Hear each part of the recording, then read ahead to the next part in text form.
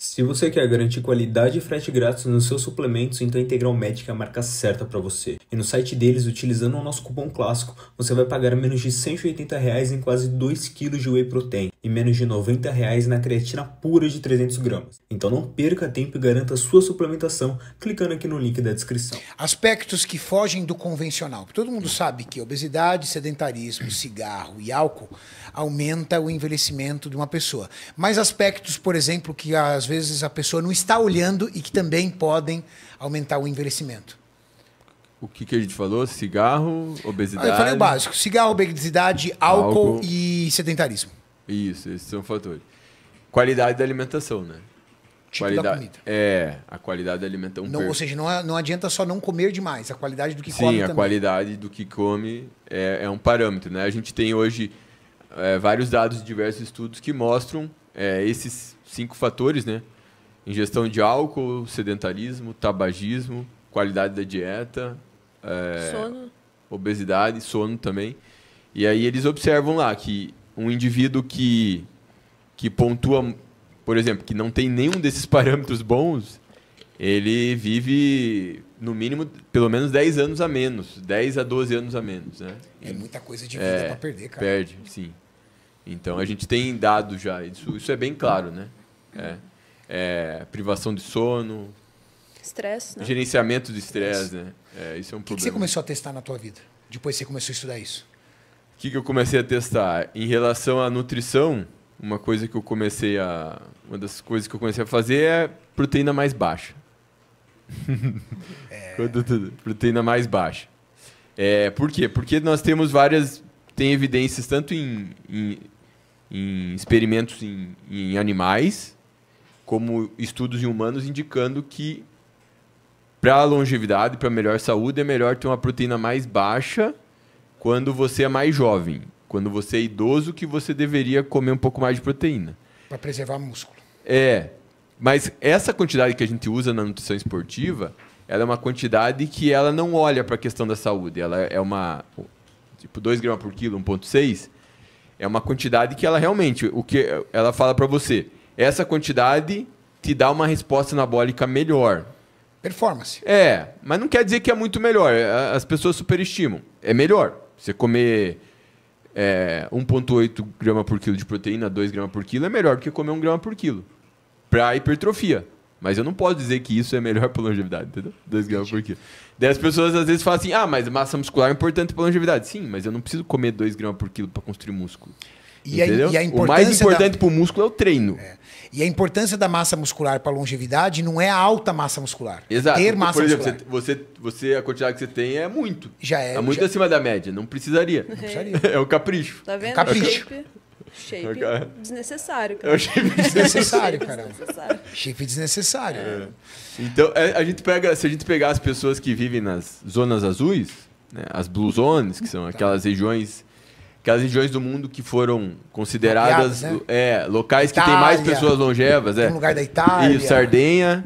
Sardenha, isso. Okinawa, no Japão, a ilha de Okinawa. Já foi, né? Hoje não é mais, mas já foi. Nos Estados Unidos tem lá Loma Linda, que é uma cidade na Califórnia, onde tem muitos adventistas, que são vegetarianos. Na Grécia tem Icari. Então, essas regiões são regiões em que as pessoas não fazem musculação, mas elas são bem ativas, né? Elas têm um certo padrão alimentar, que é com uma proteína mais... em torno de 10% das calorias, relativamente baixo. Na Sardenha, um pouco maior. Na Sardenha, eles sobem muita ladeira, né? Então, assim, eles têm um certo padrão alimentar, um estilo de vida, né, que contribui para essa longevidade. Não dá para dizer que é só alimentação, é um conjunto de fatores, né? Não quer dizer que eles estão otimizando a longevidade. Mas a gente pode dizer que tem várias coisas ali que a gente pode pegar que seria um bom caminho. Eu acredito que, por exemplo, se a gente for pensar em exercício e longevidade, né? Claro que é melhor, em vez de você só ser ativo e levantar um pezinho, andar, você fazer uma musculação, fazer um aeróbio. Eu acho que essa combinação seria o melhor para a longevidade. É o que eu faço hoje, entendeu? Então eu faço a musculação 4 vezes por semana e faço HIIT e faço caminhada também, faço outros tipos de exercício, né? Então é essa combinação que eu acredito que otimiza a longevidade. Você ter diferentes tipos de estímulo para o teu organismo, né? Acho que foi no ano passado. Não, foi em 2024. Eu fui para Sardenha. Ah, você foi? Fui lá para Sardenha. Sardenha, para a galera que não sabe, ela é tipo Fernando de Noronha da Itália. É um lugar de alta preservação ambiental. Inclusive teve ilhas lá. Eu peguei um barco, né? Aluguei um barco, fui nas ilhas. E tem ilhas que você não pode colocar, você não pode atracar, você não pode chegar perto. Tamanha preservação. Tem muita história lá embarcada, história de guerras, história da monarquia italiana e tudo mais. Mas uma coisa que com certeza ali deve ajudar muito que nem você falou, tem muitas ladeiras, então a pessoa é ativa e o nível de estresse é baixíssimo. Sim. Porque lá poucos carros, não existe trânsito. Existe um controle populacional muito grande. Se você quiser morar na Sardenha, você não pode morar na Sardenha, tem todo um controle populacional. Existe uma série de fatores que faz com que aquele lugar se torne como se fosse o Fernando de Noronha. Então, e é interessante porque... É o local dos homens mais longevos do mundo. Que da hora.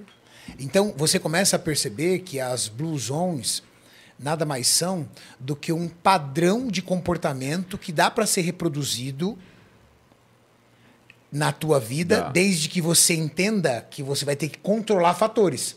Por exemplo, aqui você às vezes não consegue controlar o fator trânsito, mas você pode controlar o fator estresse relacionado ao trânsito. Onde você vai morar, né? Onde você vai morar, tudo mais. Então você não precisa ir para Sardenha para morar muitos anos. O que o professor Dudu fez foi entender o que os sardilhenhos, o que os sardenhos, não sei, sardenhos, mas o que os sardenhos fazem para viver tantos anos. E o padrão comportamental vai dizer muito mais. A única coisa que talvez às vezes você não consiga reproduzir é a questão ambiental, poluição, tudo mais, que também pode comprometer, talvez. Com certeza. A cidade que você escolhe também é importante, né? Você morar num lugar que tem menos poluição é estratégico. Eu escolhi morar na praia também estrategicamente. Camboriú, né? Estrategicamente. Ruim pra caramba. Eu escolhi morar num lugar que eu tenho muitos amigos, como se fosse uma família, né? Eu faço várias coisas além da nutrição pensando em longevidade, né? Ter uma rede de amigos, estrategicamente amigos que agem como uma família, que você sabe que pode contar com eles, isso faz muita diferença também. E isso é uma característica das zonas azuis, né? Uma rede de apoio forte, né? Porque ajuda muito, né? Então, isso é um fator importante, né? E assim, as Blue Zones você pode tirar várias lições dela, mas não é... Quando a gente pensa em longevidade de uma forma mais científica, né? A gente tem que olhar para vários tipos de estudos, né? Não olhar só para as Blue Zones, mas a gente tem que olhar o que acontece no modelo animal, o que acontece quando a gente analisa os estudos observacionais de longo prazo, quando você acompanha uma população ao longo de vários anos, enfim. Você tem que ter um panorama mais completo, né? Porque senão você tem informações limitadas. E é isso que eu faço hoje, né? Tento olhar para vários tipos de evidência. Esse é um dos motivos, por exemplo, que eu prefiro hoje ingerir menos proteína, né? Eu acredito que isso... É difícil a gente saber, né, o quanto isso contribui no humano. Os dados indicam que é melhor você ter uma ingestão proteica mais baixa. Eu acho que isso é um problema, talvez para quem treina não seja tanto um problema, ter uma proteína um pouco mais alta, né? Eu acho que um problema da proteína mais alta é em sedentário.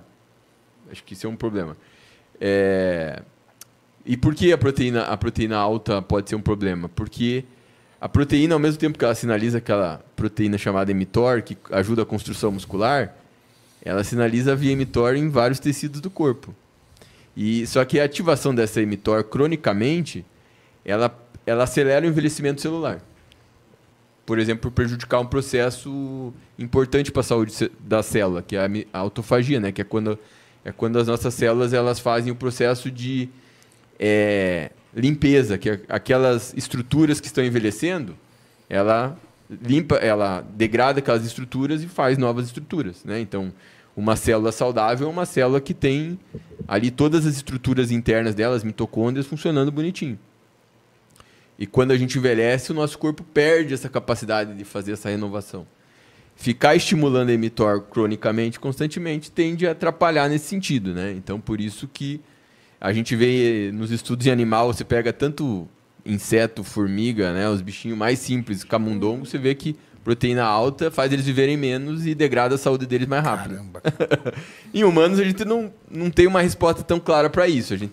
Só que a proteína também estimula a mTOR, estimula os hormônios, o IGF-1, os hormônios que aceleram o envelhecimento em humanos também. Que comia muita proteína, porque minha primeira competição foi em 2002. A troféu atrás de você, que é vice-campeão paulista em 2002.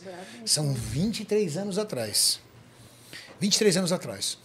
E eu vim de uma geração que comia muita proteína, muita proteína. Zerava o carbo e comia proteína. Cara, zerava carbo, comia muita proteína. E eu reduzia muito meu consumo de proteína há já um bom tempo.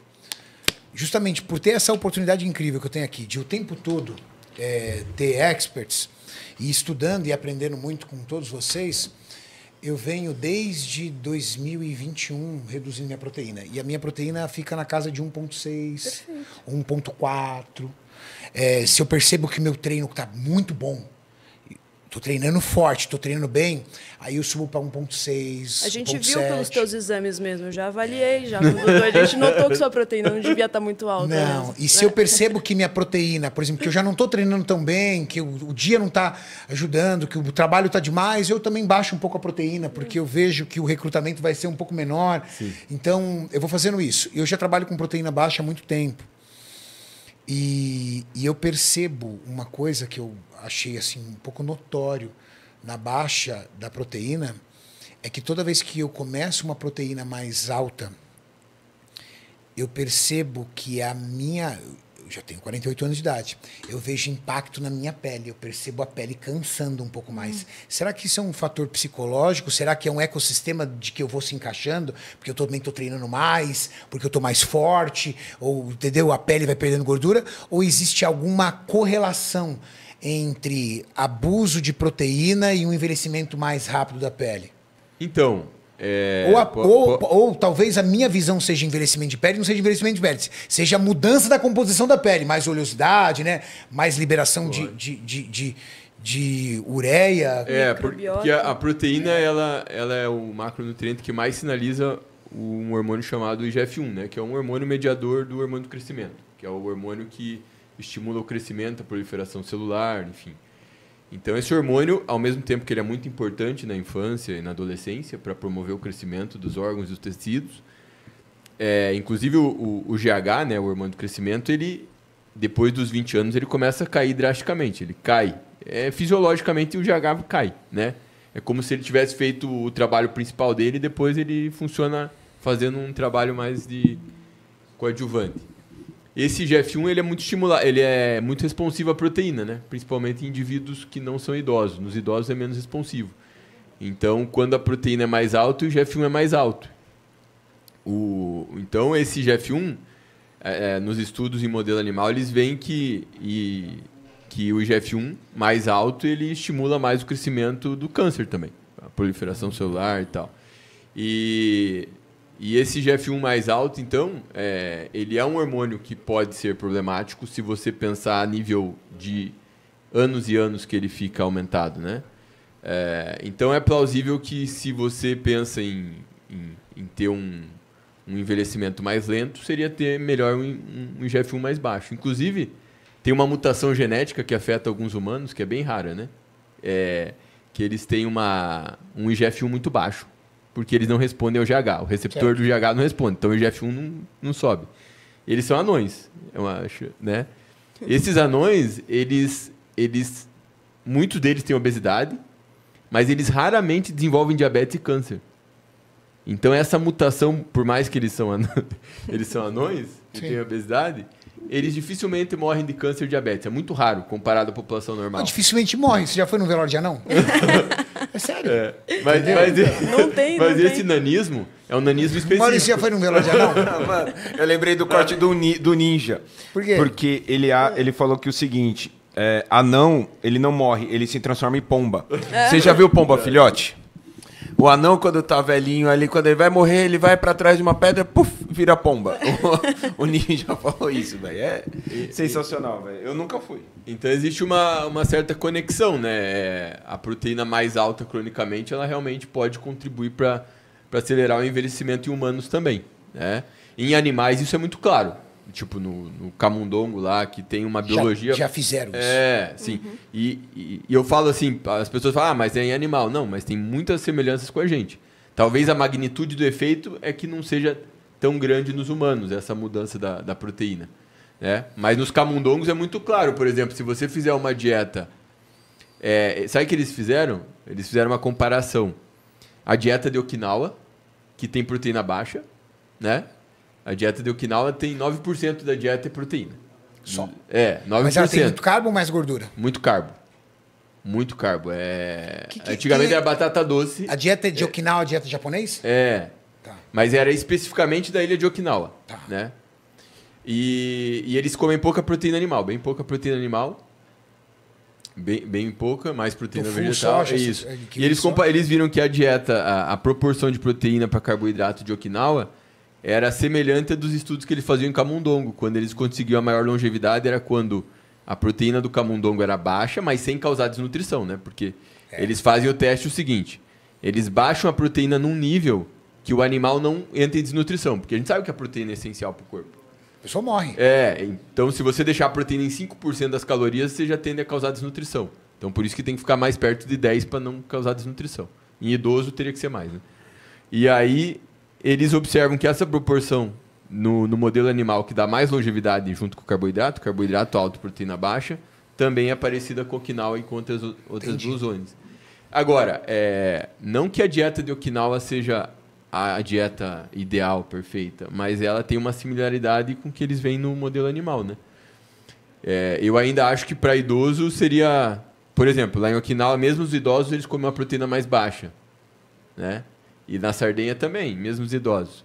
Talvez fosse uma vantagem eles subirem um pouco mais, sabe? Então tem coisas que nas Blue Zones também poderiam ser otimizadas. Pessoal, a gente tem quase 6 mil pessoas no Instagram e não tem sentido. Vamos para o YouTube. Lá no YouTube você vai ter a oportunidade de ver uma resolução melhor, ver os nossos convidados, porque aqui vocês estão olhando só para minha cara, e ter a oportunidade de realizar a sua pergunta. Então cola lá no YouTube, porque vocês terão mais oportunidade de participar disso. Legal. Débora... Renato, só para complementar aqui. E assim, não é que eu seja contra uma proteína mais alta. Eu penso que hoje, se você... o assunto é longevidade. Você pode até certo ponto trabalhar nos hipertrofia, longevidade e otimizar as coisas. Inclusive eu acho, né, que estudar isso abre a cabeça do cara para outra visão. Então, em vez de você ficar com a proteína... Porque quem disse, por exemplo, a gente sabe que comer lá perto de 2 gramas por quilo, 1,6, dá uma resposta anabólica maior no curto prazo. Mas quem disse que eu preciso ficar comendo isso para manter o músculo, né? Isso é uma extrapolação, porque não tem estudo dizendo que essa quantidade é para manutenção. Então eu penso que até para otimizar o anabolismo, seria melhor você ter momentos com ela mais baixa, porque provavelmente quando você está com a proteína mais baixa, você permite o teu corpo fazer aquele processo de autolimpeza, autofagia nas células. Então eu acredito que você ter esses períodos com ela mais baixa e depois subir pode induzir uma resposta anabólica melhor. Entendi. Muito legal isso. Do que, sei lá, saturar proteína. Inclusive tem um estudo com rato que o rato tem uma mutação genética naquela proteína mTOR, que é a proteína ativada pela proteína para estimular a síntese proteica, anabolismo. E a mTOR dele fica hiperativada. Você pensa assim, o que acontece se essa mutação genética no ratinho, ele vai ficar gigante? Não, ele morre de catabolismo. Caramba. Sabe por quê? Porque quando a mTOR fica hiperativada, ela atrapalha o processo de autofagia e aí as células elas morrem. E o animal morre O excesso de estímulo, na verdade, anabólico, leva o animal ao catabolismo extremo e morre. Loucura, né? É assim que a gente convence os maromba a fazer isso, entendeu? Porque a gente fala que otimiza a resposta da hipertrofia. Aí ela fala, opa, viver muito não tem problema, vários. mas ganhar um pouquinho mais de músculo... É dessa forma que a gente está trazendo a galera. Por isso que gente... você vai fazer. Exato. Entendeu? A gente não acha que a evolução... Vocês não concordam comigo que depois que você faz um cutting, a resposta anabólica tende a ser melhor? Sim. Sempre a resposta é melhor. Toda vez que você vem de uma dieta restrita por muito tempo, na hora que você solta a comida, o corpo realmente reage de forma muito positiva. Muito. Isso, e um insight muito legal que eu tive assim, cara, essa ideia de ficar empurrando comida é péssima. Não só para a resposta anabólica, porque na verdade mas pela saúde também, né? Porque você tá empurrando comida, tu tá empurrando ali, ativando demais mTOR, tudo, não só no músculo, mas de forma sistêmica, né? Então, eu acredito que isso atrapalha a sensibilidade anabólica, entendeu? Entendi. Por isso que o cara tá comendo lá, sei lá, tá empurrando comida pra 10 caramba. mil calorias. Mas ele não tá aumentando o músculo. Não. Chega uma hora que não aumenta mais. E ele fica insistindo, achando que vai ganhar na força. Não vai ganhar na força. Porque quando você atrapalha esse processo de autofagia, é como se você atrapalhasse a maquinaria, vou falar uma palavra bonita assim. Você atrapalharia a maquinaria metabólica do teu corpo para sintetizar proteína, entendeu? Entendi.